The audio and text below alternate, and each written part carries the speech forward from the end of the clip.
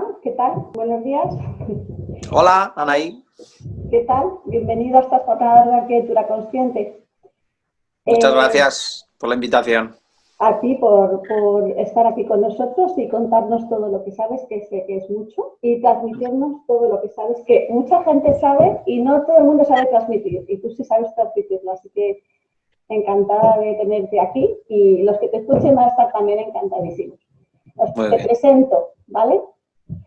Carlos Martín Lamonera es arquitecto por la Universidad de Navarra, se licenció en el 2002 con especialidad en urbanismo y desarrolla su actividad profesional en el ámbito del planeamiento urbano, arquitectura, rehabilitación y el diseño de mobiliario urbano, incluyendo juegos infantiles. Combina su actividad profesional con la investigación, aplicación arquitectónica y difusión de la tradición de la geometría sagrada y el resentir. En este ámbito así le conocí yo. Yo las primeras veces que oí hablar de geometría sagrada fue a través de Daniel Rubio y de Carlos Martín y me encantó. Los conocimientos y metodologías de trazados sobre los que se sustentaron el diseño de los lugares sagrados de la antigüedad. Aplican la disciplina de la arquitectura y la geometría en la cualidad psicológica del espacio y su función evolutiva desde la mirada de la psicología sistémica, con el enfoque de Bert Hellinger. Es máster en Pedagogía Sistémica en 2008 y profesor invitado en la Universidad CUDEC de México. Bueno, pues Carlos, ya estás presentado. Si te parece, te voy a ir haciendo como unas preguntas. Tú puedes en cualquier momento, por supuesto, contestar lo que quieras y enrollarte lo que quieras y derivar hacia donde te dé la gana, que para eso eres el interlocutor, ¿vale? Lo primero es qué es la geometría sagrada aplicada en la arquitectura en la historia de la humanidad. ¿Cómo hilas todo eso? Sí, yo creo que lo primero que cuando uno entra, el concepto, ¿no?, de geometría sagrada, hoy en día tiene muchas caras. A veces, bueno, todos hacemos siempre referencia a la sección áurea, ¿verdad?, a ciertas geometrías, o la flor de la vida, ¿verdad? Hay bastantes investigaciones, porque en el fondo encontramos en la naturaleza estas expresiones. Aquí lo interesante es cómo se puede trasladar al espacio, ¿no?, y a lo que sería la arquitectura en sí. Entonces, lo que se ha observado es que si estudiamos la formalización simbólica de cómo se han trazado desde construcciones megalíticas, ¿no?, pueden ser cromlechs, dólmenes, Stonehenge, ¿no?, como un elemento muy conocido, pero vamos haciendo un repaso a lo largo de la historia de construcciones en las diferentes culturas, observamos que hay un mismo lenguaje, un lenguaje universal en torno a ciertas formas geométricas que han sido aplicadas para construir a través del espacio una serie de intenciones, podríamos llamar trascendentes, ¿no?, o evolutivas. Entonces, esta geometría sagrada que está sustentada, vamos a decir, en una misma metodología, que principalmente son tres patas, que sería la medida, la proporción y la orientación, ¿vale? O sea, toda construcción sagrada de la antigüedad va a estar sustentada en unos módulos, ¿vale?, que usaremos esa medida, fracciones o múltiplos de esa medida, y que además es una medida bastante especial en relación al Sol y la latitud donde estamos, y se combinará esta medida con proporciones de espacios. O sea, no es lo mismo un rectángulo muy alargado que uno más corto, y lo que los antiguos observaron es que había ciertas formas que al trazarse creaban un espacio armónico ordenado, ¿vale?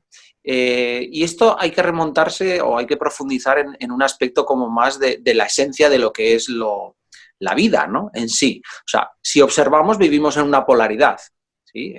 Arriba, abajo, frío, calor, hombre, mujer.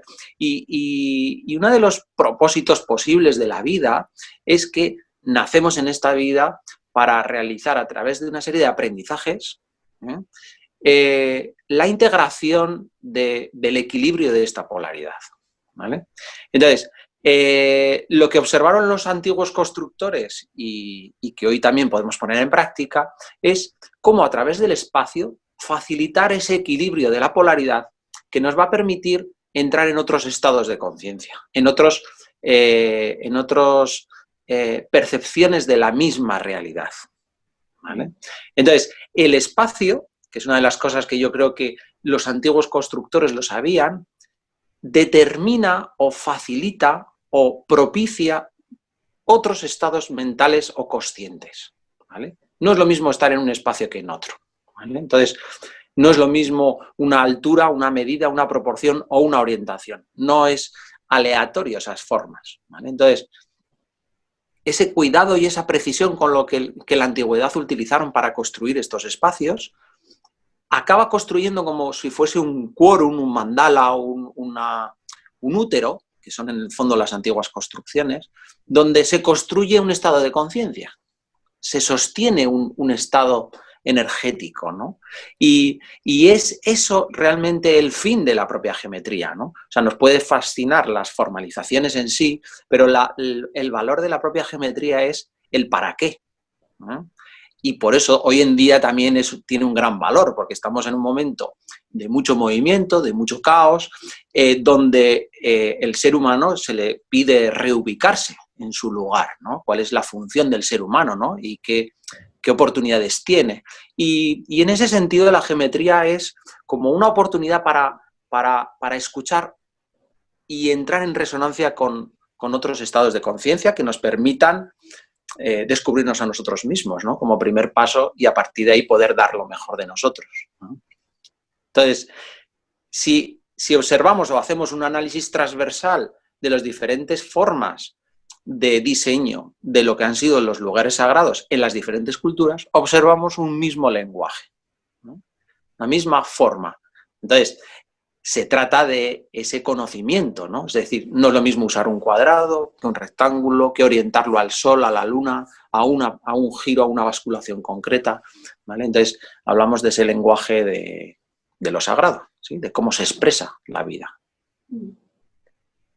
Vale. ¿Y cómo ha podido llegar todo ese conocimiento a nuestros días? ¿Qué huella ha dejado? ¿Ha dejado alguna huella o nos hemos olvidado de toda esa tradición? Sí, a ver, tenemos yo creo que dos fuentes principales. Hay una clave, que es que cuando un constructor construía un espacio, estaba dejando en el propio espacio señales o referencias, como la transmisión también, para que incluso si luego iba a ampliarse o hacerse alguna actuación, el maestro constructor de 200 años después pudiese entender esa formalización. Por tanto, la propia obra construida es un libro, ¿sí? Y hay información racional, vamos a decirlo, que sería la medida de proporción y espacio, pero también cuando se aprende una técnica que es una de las bases relacionada con la geometría, que es el ressentir, que es una palabra, viene de francés, ressentir, que es la capacidad innata que todos tenemos de entrar en resonancia con una información que hay en el espacio o en un lugar o en una persona, ¿vale? Esta capacidad de resonancia, ¿no? de alinearte y poder intercambiar información, ¿vale? Eso se llama resentir.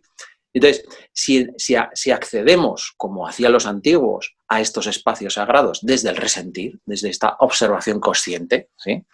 El espacio, arquitectura consciente, no se puede acceder si no hay una actitud consciente del observador, ¿verdad? Sutil.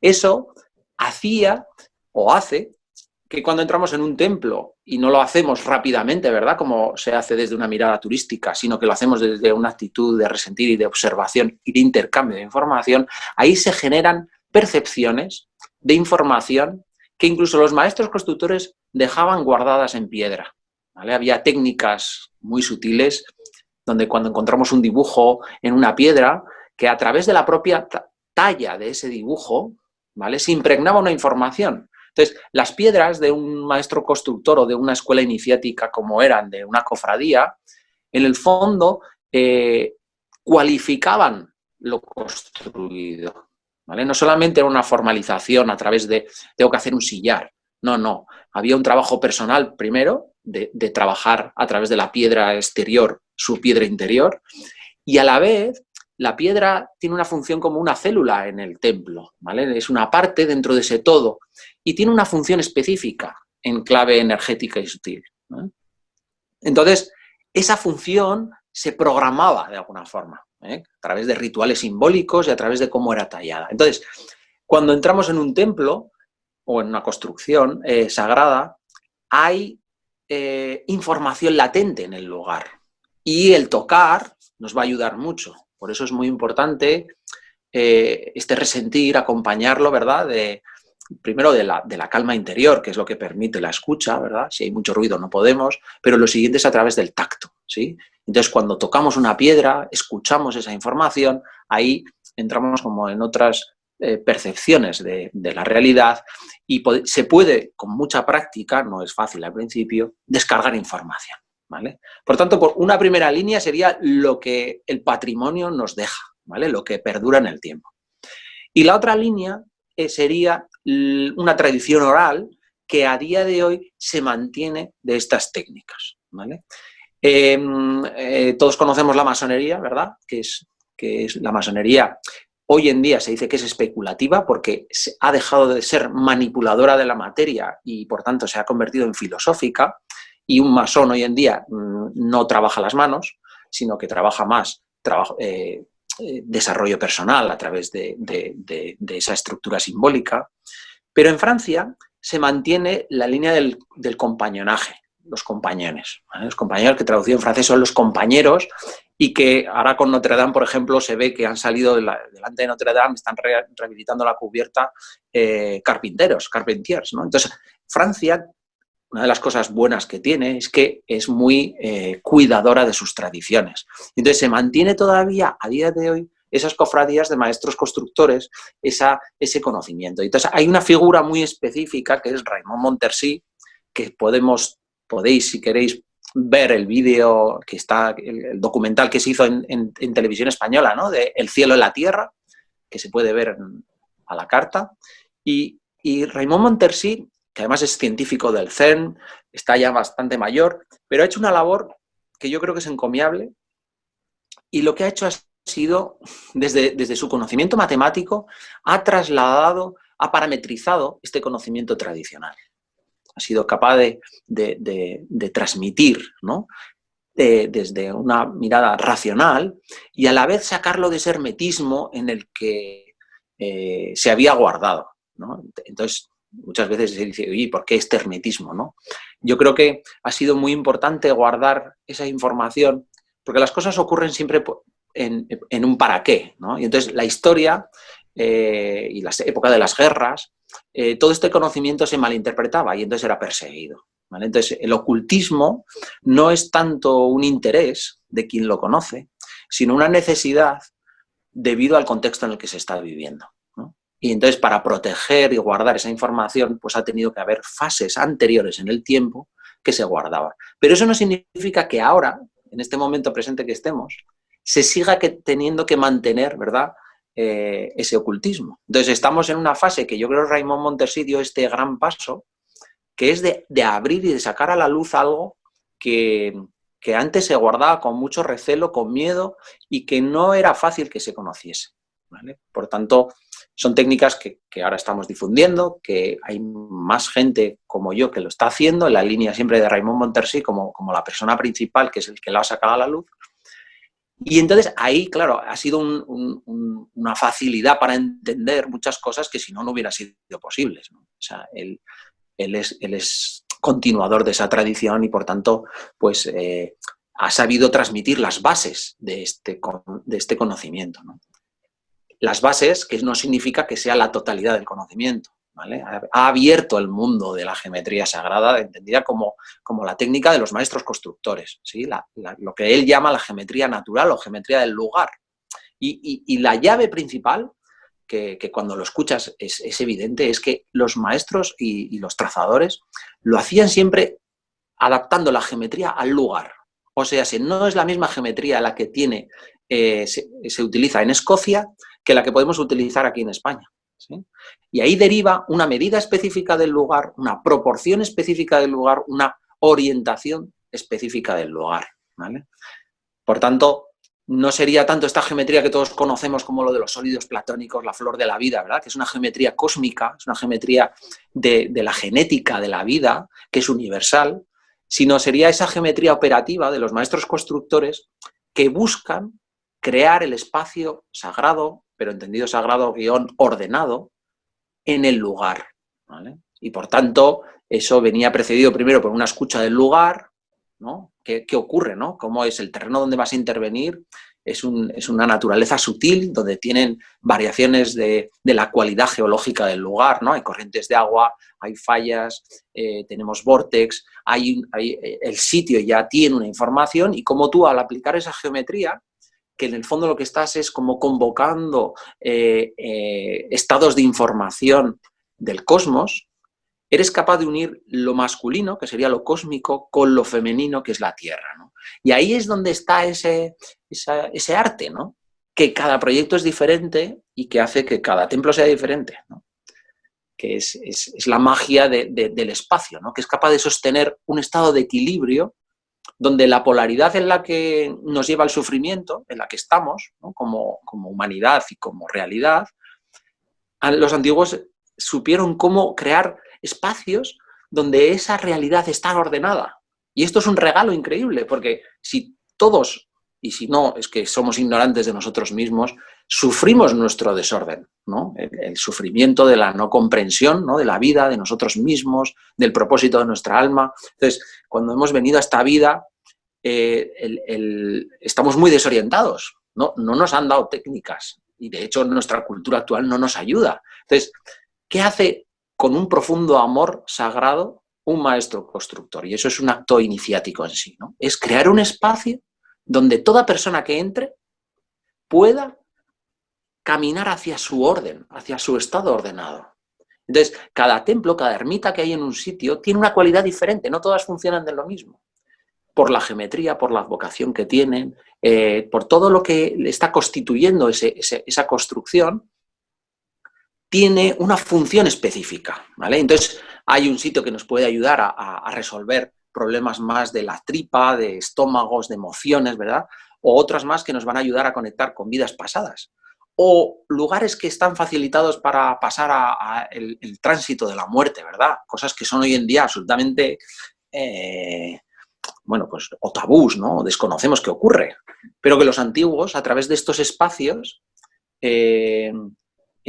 facilitaban las prioridades de la vida, ¿no? Lo fundamental. Y yo creo que ese es el gran valor, ¿no? Tú pones en arquitectura consciente, ¿no? Muestra el Taj Mahal, ¿no? Que es una obra bellísima que está hecha con geometría, ¿no? Entonces, esa geometría que está ahí está transmitiendo un mensaje muy específico para una construcción específica, ¿no? Y eso es lo que yo creo que la geometría, siendo un elemento universal, es capaz de adaptarse siempre a cada lugar, a cada realidad, en función de la demanda que hay o la necesidad que haya, ¿no? Yo pienso que también en nuestra sociedad hemos perdido el valor de muchas cosas. Entonces, trabajando con el espacio y con la geometría, el poder recuperar, entrar en resonancia con el lugar para darle el valor que tiene, recuperar esa conexión con la tierra, recuperar esa conexión con el cielo y permitir a través de esa resonancia que haya una evolución del ser humano, es un objetivo que es clave en la arquitectura y que realmente se ha perdido en el trabajo con los espacios. Entonces, bueno, bienvenidos los que abren brecha en esa dirección, ¿no? Porque es la única manera de que el ser humano vuelva a recuperar lo que él es, que es esa posibilidad que tiene de comunión entre el cielo y la tierra, ¿no? Entiendo. Así es, o sea, y nos podemos poner un poco, nos puede costar más entenderlo y ya llegará el momento en el que lo tengas que entender, ¿no? Todo es, cada cosa, como dicen Angélica Olveira, que es una terapeuta muy buena de CUDEC, de México, dice, el alma aprende despacio, ¿sí? O sea, las cosas a su tiempo. Yo creo que también tenemos que saber entender el momento presente, ¿no? Estamos en un momento muy caótico, de cambios, pero que tiene un sentido muy profundo y es que el propio caos en el que estamos es la mejor forma que la humanidad en el presente tiene para hacer su proceso evolutivo, ¿vale? O sea, tanto ignorantes somos que necesitamos tanta intensidad de procesos, ¿vale? Y ahí es donde nos estamos hallando. Entonces, claro, hoy en día esta geometría, claro, surge como con mucha funcionalidad, ¿no? Con mucho sentido. porque nos puede aportar mucho, ¿no? Al momento presente, ¿no? De donde estamos. Y además también lo que yo entiendo es que recupera la importancia que tenemos como individuos. Es decir, no tanto delegar en los que dirigen, en los que se antiguan, sino de alguna manera tú puedes entrar en resonancia con un lugar, con un espacio determinado y de esa manera dar un salto evolutivo importante. Entonces eso también es como a nivel de la trayectoria de la humanidad es una oportunidad más en colocarnos a nivel del orden universal, de forma individual, sin necesidad de que seamos codirigidos. Sí, Alan Santos, que es otro terapeuta fantástico que invito a conocer, él dice que la enfermedad mayor que tenemos hoy en día es el victimismo, ¿no? O sea, el no asumir la responsabilidad. Es muy fácil decir, no, es que son los políticos, no, es que tal. Y entonces, ¿qué es lo que en el fondo estás haciendo? Estás tirando la pelota afuera, ¿sí? Entonces, por eso a mí me gusta mucho unir siempre geometría y psicología, ¿vale? También es que es muy sistémico porque mi padre es arquitecto y mi madre es psicóloga, entonces yo que soy fusión, ¿verdad? De papá y de mamá, como todos, alcanzamos nuestro éxito cuando tomamos, ¿no?, la historia y los dones de papá y de mamá, ¿eh? Entonces, unir espacio y psicología es fundamental, porque entiendes, psicología sí que es alma. O sea, la psicología, que hoy la entendemos racionalmente, en el fondo está hablando del propósito del alma, ¿no?, de la felicidad, con mayúsculas, que es cuando el alma es capaz de realizar el propósito para el que, aunque no nos acordemos, decidió en un momento, ¿no?, para venir a esta vida, ¿vale?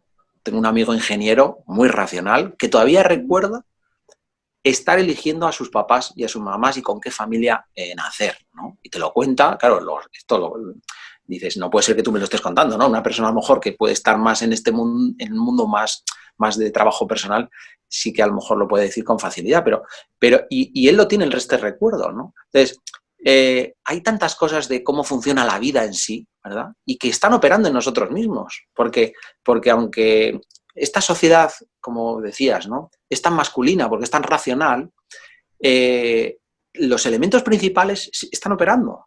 Entonces, el alma está operando, ¿sí? Y quizá es lo principal de todo. Entonces, más que los modelos de felicidad que tenemos, ¿sí?, hay otros todavía más atrás que están en nuestro inconsciente, ¿verdad?, y que se expresan a través de la intuición. Y entonces, claro, la interacción con el espacio sagrado en sí abre esta dimensión. Yo creo que eso es lo bonito, ¿no? O sea, es como el espacio que está hecho con cuidado es capaz de permitir que tus capas profundas tú las abras, ¿no? Y esto es lo que yo hago en los talleres, ¿no? O sea, hacemos un trabajo no solamente de descubrir la sabiduría y profundidad que tiene un lugar sagrado, sino qué me está aportando ese espacio, ¿no? ¿Qué estoy descubriendo de mí mismo? ¿Eh? Entonces, claro, ¿por qué? Porque en el fondo somos como una cebolla, y tenemos niveles de conciencia en función de estas capas. Y cuando además hemos tenido historias emocionales, todavía hay más capas, ¿sí? Corazas. Entonces, claro, nuestra realidad sutil está a veces muy atrás. Y el templo está construido desde estas bases, ¿vale? Tú cuando entras por la puerta, va a trabajar primero la parte más material, ¿sí?, luego las partes emocionales, para que luego tú vayas accediendo a la comunión o conexión con tus partes más sutiles de tu ser. Entonces, eso en el fondo es ir abriendo capas. Pero esas capas, para abrirlas, hay que hacer ciertos trabajos, ¿sí?, de vaciado, de soltar, de humildad. Y en ese ir mirando capas vas profundizando, ¿vale? Entonces, la experiencia en sí en un lugar sagrado es transformadora. Y ese es el gran valor que yo defiendo del espacio, y es que el espacio, su potencialidad es que nos ayuda a evolucionar, ¿eh? Uh-huh. Y aparte, bueno, yo creo que ya nos has contado un poco, ¿no?, las aplicaciones que tiene hoy en día la geometría sagrada. Sí, yo creo que hay una parte como muy interesante que es, nos ayuda a escuchar el lugar, ¿vale? Y entendido el lugar como un espacio como consciente y profundo, ¿sí? No nos han enseñado a entender que un trozo, un solar, aunque esté entre edificios, o un parque, o cuando estás urbanizando un espacio, ahí hay una historia, hay una información, a veces desordenada, porque han podido pasar cosas que se retienen en los propios objetos y los árboles, las piedras, la naturaleza, sostiene esa historia emocional. Y eso también a veces hay que sanarlo para que deje de haber problemas, ¿eh? Y entonces nos permite hacer una escucha profunda de la potencialidad que ese lugar tiene. O sea, el arquitecto o el diseñador que impone una realidad no está escuchando la energía o la información potencial que tiene el sitio, ¿vale? Entonces, se trata más de estar en un estado de vacío en el que cuando vas a intervenir en un lugar, eres capaz de decir qué es lo que el lugar pide, ¿sí? ¿Qué es lo que está a punto para que tú le des la forma que necesita? De hecho, en mis percepciones profesionales, yo me he dado cuenta, y estas son mis conclusiones, que cuando construimos en la dimensión de la materia, previamente eso existe en la dimensión de las energías o podemos ser la dimensión de la mente, ¿vale? O sea, para que algo pase a ser material, previamente tiene que existir en estados anteriores. Entonces, cuando construimos algo, es bueno que estemos alineados con esa información, ¿sí? Para que seamos más chamanes, canales de algo que lleva tiempo pidiéndose manifestarse y que, por lo que sea, te han encargado a ti manifestarlo, ¿sí? Entonces, es como estar al servicio de algo más grande, ¿sí? En el que, a través de la escucha, descubres algo. Entonces, es un trabajo muy intuitivo, ¿no? Es muy de estar sintiendo las acciones si están en respeto y en potencia. Y cuando hablo en potencia es porque a mí me gusta escuchar el lugar desde el para qué, ¿vale? Hay muchas manifestaciones sutiles, por ejemplo, los vórtex, que son centros de energía, y eso afloran en el terreno. Si supiéramos esto y nos paráramos solo 5 minutos en ese punto, nuestra energía cambiaría, empezaríamos a hacer de forma natural un intercambio entre nuestro estado mental, ¿verdad?, que nos trae la ciudad y el estrés, con ese estado ordenado que la naturaleza nos ofrece. Entonces, solo el hecho de parar en ese espacio va a generar un cambio de nuestro estado. Entonces, una ciudadanía consciente, ¿verdad?, en base a la arquitectura consciente, y una ciudadanía consciente es aquella que asume su responsabilidad, no es victimista, y a la hora de utilizar los espacios es capaz de ubicarse, moverse en función de lo que la cualidad sutil del espacio nos ofrece, ¿sí? De forma que hay un estado vital trascendente. Tú estás aprovechando cada presente para salir de tu desorden cuanto antes y poder estar en tu máxima plenitud, porque es lo que te alinea con tu felicidad, ¿vale? Entonces, el espacio ayuda a esto, ¿no? Imagínate todo lo que hay por hacer hoy en día, ¿verdad? Una ciudad es el resultado de todas las emociones y estados mentales de los que ahí habitan. Cuando no nos damos cuenta, pero si no salimos de la ciudad y tocamos tierra, nos vamos a la naturaleza a dar un paseo por un bosque, toda esa sobreinformación que sostiene la ciudad, estamos alineándonos con ello. ¿Y qué hace? Nos agota y nos cansa, ¿sí? Entonces, un paseo incluso por un parque, yo tengo no creo que sea real, pero sí que creo que cuando tú estás en un espacio donde el número de árboles es mayor que el número de cabezas pensantes, tu cabeza va a bajar y por resonancia tú te vas a alinear más con el resto de seres, ¿no? Entonces, tiene que haber, no sé si lo canalicé alguna vez, ¿no? Como, no sé si eran 500 o algo así, árboles por persona, ¿vale? O sea, tiene que haber, si tú entras en un espacio donde hay 500 árboles y estás tú solo, relájate en ese sitio y verás cómo te alineas, ¿no?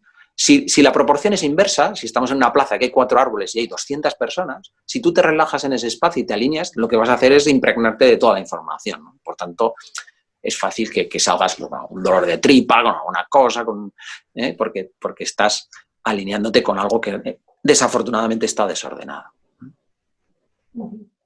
Claro, de alguna manera los árboles son captadores de CO2 y emiten oxígeno. O sea, lo que están haciendo realmente es oxigenar a nivel fisiológico. Hay una realidad fisiológica que es que oxigena tu cuerpo. Y la clave de todo es la oxigenación, que es lo que hacemos. Nada más nacer, lo primero que hacemos es respirar, captar oxígeno. Entonces eso es importante, sí. ¿Y qué te iba a decir? ¿Y cómo ves tú la perspectiva? Vale, porque se van haciendo cosas poco a poco vamos trabajando también por abrir la conciencia, por abrir la sensibilidad, para que vayamos trabajando a nivel de lo masculino y lo femenino, con la tierra y con el cielo. Pero, bueno, es verdad que en el ámbito de la arquitectura, donde prima mucho la visión masculina antes que la femenina, y no solamente la visión masculina, sino también esa visión del ser humano de controlarlo todo y no abrir la sensibilidad para escuchar qué es lo que hay y cómo puedo escuchar lo que hay uniéndolo a lo que yo sé que puedo hacer mentalmente, ¿no? Entonces, ¿cómo ves tú un poco esa trayectoria? ¿Qué perspectiva, qué futuresco podemos tener? El futuro, en mi opinión, y desde mi más absoluta ignorancia, todo lo que ocurre es necesario. ¿Vale? O sea, cuando estamos viviendo este momento es porque es necesario, ¿eh?, para nuestra evolución. Porque el sentido de la vida es que evolucionemos, ¿sí?, de forma consciente, hacia mayores estados de conciencia. De hecho, la tradición cristiana, ¿verdad?, nos habla de Jesús y sus 12 apóstoles, y lo que está hablando es que los 12 apóstoles representan los 12 aprendizajes del alma, ¿verdad?, las 12 pruebas de Hércules, a través de los 12 meses. Hay una estructura cosmogónica en torno a 12 y 13 como ese estado trascendente. Entonces, en el fondo, todas las almas tendemos hacia ese estado crístico. Y Raymond Montessori explica que Cristo, que es el apelativo que coge Jesús, ¿vale?, que sería como el César en los emperadores romanos, tiene la misma raíz que cosmos, ¿vale? Entonces, Cristo, en el fondo, es la conciencia o el estado que habita en las estrellas, que habita en el cosmos, ¿vale? Y en el fondo es una representación solar. Sabemos que además Jesús, el 25 de diciembre, ¿verdad?, es cuando justamente comienza el sol a moverse, ¿verdad? El solsticio significa sol quieto, 3 días, ¿verdad?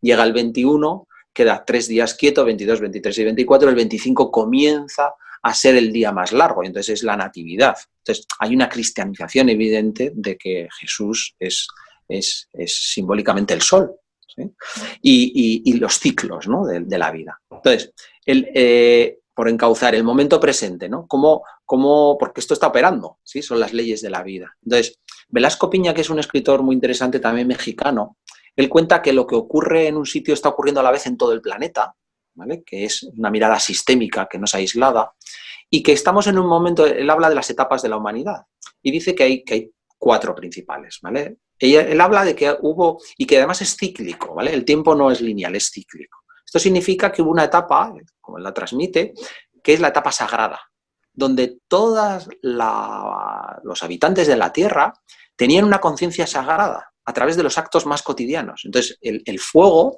en casa era un fuego alquímico, donde el acto solo de cocinar era un acto sagrado.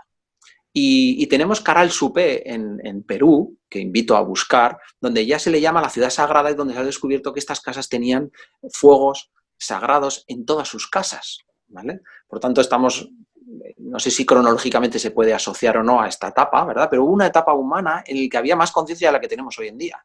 No a la inversa, de que vamos siempre en un proceso creciente de evolución. No es así, posiblemente. Al fondo son visiones. Hubo una etapa sagrada, ¿vale?, de toda la colectividad.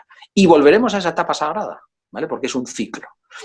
En la siguiente a la etapa sagrada, él luego describe como la etapa de las guerras sagradas. O sea, que es incluso toda la tradición de Tolkien, que a todos nos encanta y no sabemos por qué, o de los templarios. ¿Qué está pasando ahí con toda esa información? ¿Por qué llama todavía al inconsciente colectivo? Porque es una etapa en la que hay una guerra con un propósito sagrado, ¿vale?, o trascendente.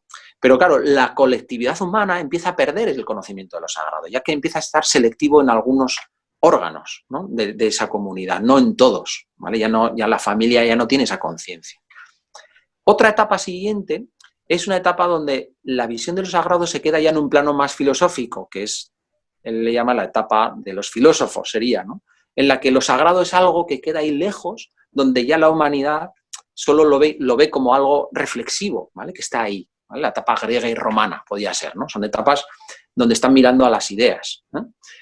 Y la cuarta etapa, que creo que es la que estamos hoy en día, él le llama la etapa del rebaño, ¿vale? O sea, es una etapa donde no hay conciencia a ningún nivel de lo sagrado, ¿vale? Y se comporta como un rebaño, o sea, un rebaño que hace, se come un campo, lo fagocita y lo destroza, ¿vale? Y pasa al siguiente, sin ser consciente de que se puede quedar sin comida. Y esto es lo que estamos haciendo hoy en día.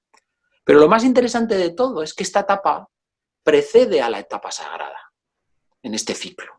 O sea, es necesario llegar a este nivel de destrucción para que es el momento que está pasando hoy en día, empiece a abrirse la conciencia en el interior de cada individuo que le haga despertar hacia esa etapa sagrada, que llegará. Entonces, nos ha tocado vivir o hemos asumido, ¿verdad?, desde nuestra sensibilidad y nuestro proceso evolutivo de cada individuo, nacer en este momento presente para facilitar la llegada o el camino hacia esa etapa sagrada, que posiblemente no la veamos, que no es algo que lo vayamos a ver en vida, pues son ciclos muy largos, pero que estamos contribuyendo a ello, ¿sí?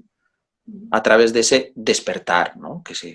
Y de ahí yo creo que tu estrategia, ¿no?, de la arquitectura consciente, ¿no?, que viene un poco derivada de poder acompañar la sensibilidad emergente que está habiendo cada vez en más personas sobre este momento histórico, ¿no?, que podemos estar.